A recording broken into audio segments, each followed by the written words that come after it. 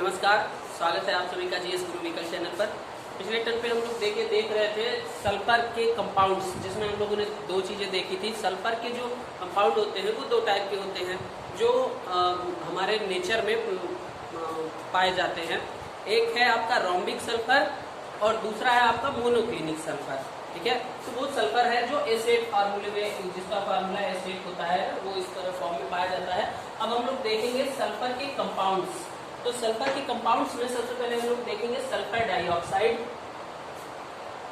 Sulphur dioxide का formula होता है SO2। ठीक है, सल्फर डाइऑक्साइड की प्रिपरेशन की बात करें हम लोग, तो प्रिपरेशन में फर्स्ट मेथड है, हम लोग किसी भी सल्फर के मॉलिक्यूल को ले लें या सल्फर के कंपाउंड को, सॉरी एलिमेंट को ले लें इस तरह से कि वो जो क्या हो, ओर्स हो या फिर कुछ भी मैटर हो जो प्योर स्टेट में हो, उसका ऑक्सीडेशन करा दें या उसको बर्न कराएं। बर्न कराएंगे तो कौन सी गैस प्राप्त हो जाती है, हमें SO2 गैस मिल जाती है। ठीक है, ये पहला मेथड है हमारा सल्फर डाइऑक्साइड बनाने का। सेकेंड मेथड में क्या कर सकते हैं हम लोग, किसी भी हाइड्रोजन सल्फाइड की रिएक्शन करा दें अम्ल से, किसी भी एसिड से करा दें, किसी भी एसिड और हाइड्रोजन डाइसल्फाइड की रिएक्शन कराएं, तो देखिए यहाँ पर जो है हमने ऐसे लिखा है SO3 ये दरअसल कंपाउंड होता है H2SO3। ठीक है, और उसकी रिएक्शन किससे करा सकते हैं, H2SO4 से करा सकते हैं। जब SO3 को रिएक्ट कराएंगे किसके साथ, सल्फ्यूरिक एसिड के साथ, तो उसका H+ जो है सल्फ्यूरिक एसिड का, वो रिएक्ट करता है और क्या बना लेता है, SO2 गैस हमारी फॉर्म हो जाती है। क्लियर। थर्ड मेथड देखिए, जो ये है FeS2 यानी फेरस सल्फाइड आयरन, इसको कहा जाता है ऐसे कि सल्फर का ओर है। ठीक है, सल्फर के ओर को ऑक्सीडेशन करा दे तो क्या मिल जाती है हम लोगों की, SO2 गैस यहाँ पर हमें मिल जाती है डायरेक्ट। ठीक है, और ये फेरिक ऑक्साइड बनता है। ये दरअसल यहाँ पर जो SO2 बनता है ये बाई प्रोडक्ट के रूप में बनता है। एक चीज ध्यान रखिए, ये जो सेकेंड वाला मेथड है ये आपका लैब मेथड है, SO2 बनाने का लैब मेथड है, जिसमें हाइड्रोजन सल्फाइड को हम लोग रिएक्ट कराते हैं H2SO4 के साथ। ठीक है, और दूसरा ये वाला मेथड है ना, जिसमें सल्फर के ओर से बनाते हैं, ये इंडस्ट्रियल मेथड होता है, जिससे हम लोग SO2 गैस बनाते हैं ढेर सारे लार्ज स्केल में। ठीक है, प्रॉपर्टीज को देखिए। प्रॉपर्टीज की अगर हम लोग बात करें तो जो SO2 गैस होती है ये कलरलेस गैस होती है। ठीक है, कलरलेस विद पंजेंट स्मेल होती है, तीक्ष्ण गंध कहते हैं इसे, पंजेंट स्मेल होती है। ठीक है, जो हाईली सॉल्युबल होती है। ठीक है, ये कुछ केमिकल प्रॉपर्टीज है, थोड़ा सा इसको भी देख लीजिए। सल्फर डाइऑक्साइड की को अगर हम लोग क्या करते हैं, H2O के साथ मिला दें, यानी वाटर के साथ रिएक्ट कराएं तो H2SO3 यानी हाइड्रोजन सल्फाइड बन जाता है। और इसी से हम लोग क्या करते हैं, ये वाला जो मेथड है ना, हाइड्रोजन सल्फाइड का एसिड से रिएक्शन करा के हम लोग फिर से SO2 गैस प्राप्त कर सकते हैं, वही वाला है। तो SO2 गैस की रिएक्शन किससे करा दें, H2O से करा दें, तो H2SO3 हमारा प्राप्त हो जाता है। नेक्स्ट प्रॉपर्टी देखिए, SO2 की रिएक्शन ऑक्सीजन से करा दे वेनेडियम पेंटाऑक्साइड V2O5 के प्रेजेंस में, तो SO3 गैस हमें प्राप्त हो जाती है। यहाँ पर ये रिएक्शन शो करता है कि SO2 को ऑक्सीडेशन हो रहा है। क्या हो रहा है, SO2 को ऑक्सीडेशन हो रहा है।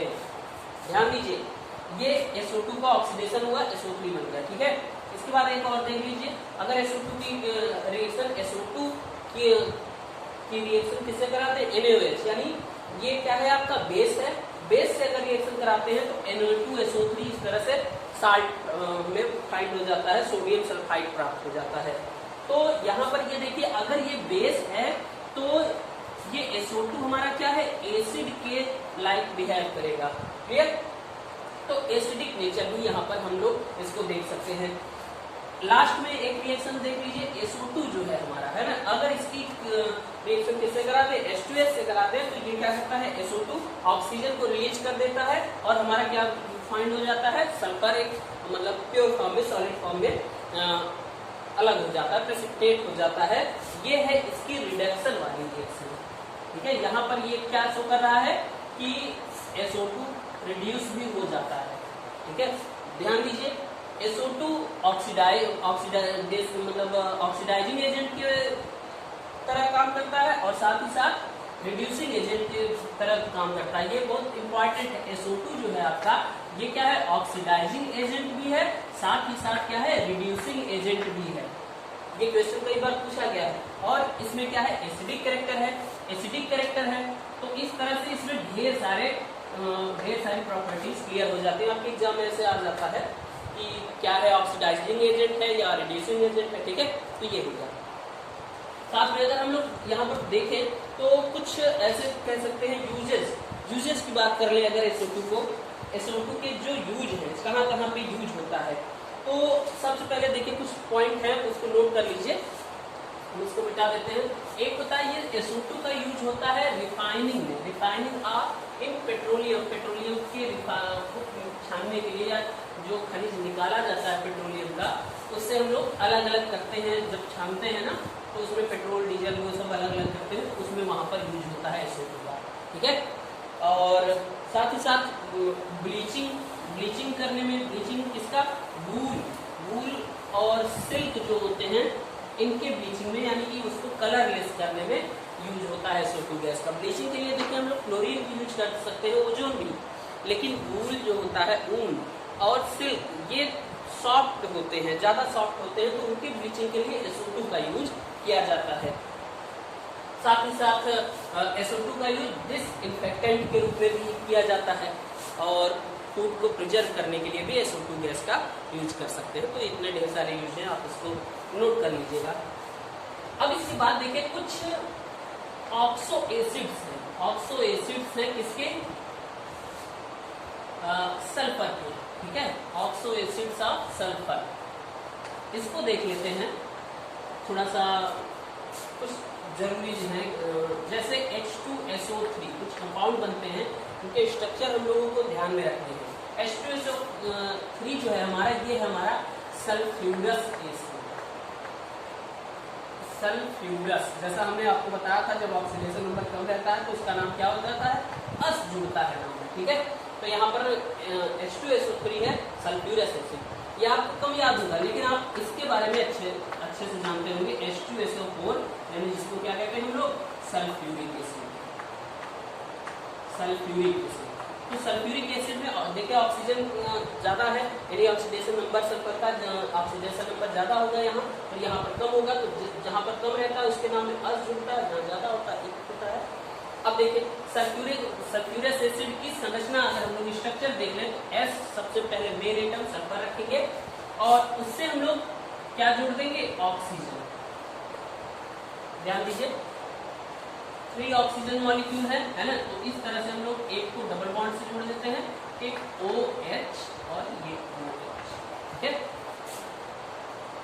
ये आपका है स्ट्रक्चर, क्या है, सल्फ्यूरस एसिड का। ये बात ध्यान में रखिएगा, सल्फ्यूरस एसिड वाला। इसमें एक लोन पेयर भी रहता है इस तरह से, तो ठीक है। ये आपकी संरचना है, स्ट्रक्चर है किसका, H2SO3। दूसरा देखिए, सल्फर और ऑक्सीजन के बारे में ऐसे देखिए, एक ऑक्सीजन ऐसे जुड़ा रहता है, दूसरा OH से, OH, और ऐसे भी इसको लिख सकते हैं OH, और ये वाली संरचना किसकी है, H2SO4 की। ये दोनों ऑक्सो एसिड्स हैं किसके, सल्फर की, ठीक है। अब देखिए कभी कभी क्या होता है, यही ऑक्सो एसिड्स कई बार आपस में जुड़ जाते हैं, है ना, जुड़ के क्या बना लेते हैं, इस तरह से देखें, यानी डाइमर जब बन जाता है H2H2O7, ठीक है, इसको कहते हैं हम लोग ओलियम कह देते हैं, H2H2O7 ओलियम, ठीक है। ये ओलियम का स्ट्रक्चर भी हम लोगों को देखना है। इसको कहते हैं, इसका जो केमिकल नेम होता है वो होता है पायरोसल्फ्यूरिक एसिड। पायरोसल्फ्यूरिक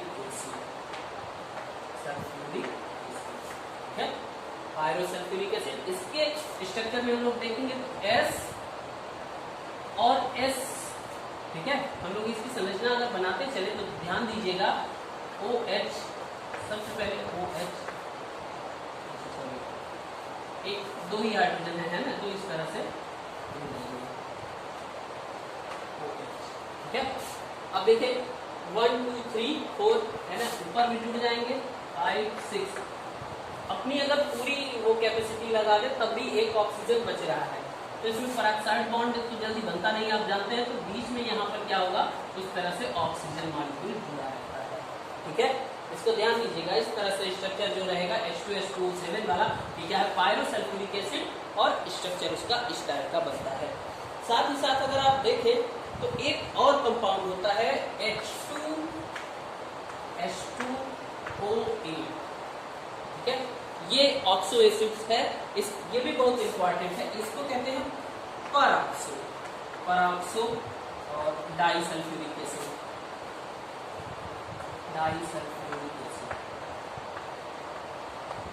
ठीक है। इसका स्ट्रक्चर भी देख लीजिए S। अब हम लोग पूरी संरचना के साथ इस तरह से अगर बना दें तो ध्यान दीजिए, यहाँ पर एक ऑक्सीजन बढ़ गया है, तो यहाँ पर ही जानते हैं आप सल्फर से डायरेक्ट कोई एटम जुड़ नहीं सकता था, कहीं पे वैलेंसी उसकी खाली नहीं है, तो दो ऑक्सीजन एटम यहाँ पर बीच में पेरोक्साइड बॉन्ड बना लेते हैं। जब ऑक्सीजन के मध्य बॉन्ड बनता है तो क्या होता है, पेरोक्साइड बॉन्ड होता है। इस तरह से ये संरचना बन जाती है और इसे क्या कहते हैं, परऑक्सो डाइसल्फ्यूरिक एसिड कहते हैं, ठीक है। तो ये हो गया आपका सल्फर। एक चीज बची हुई है सल्फ्यूरिक एसिड, उसको ले लेंगे, ठीक है, नोट कर लीजिए इसको।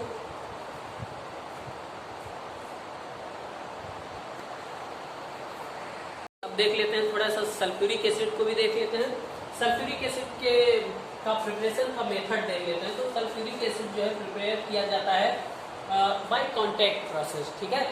कांटेक्ट प्रोसेस यानी संपर्क विधि कहते हैं। इसी तरह एक होती है शीश कक्ष विधि, लेड चैम्बर प्रोसेस, है ना, दोनों में वही है। आपके सिलेबस में चूंकि ये केवल क्या है, आपका कांटेक्ट प्रोसेस है, उसको देख लीजिए।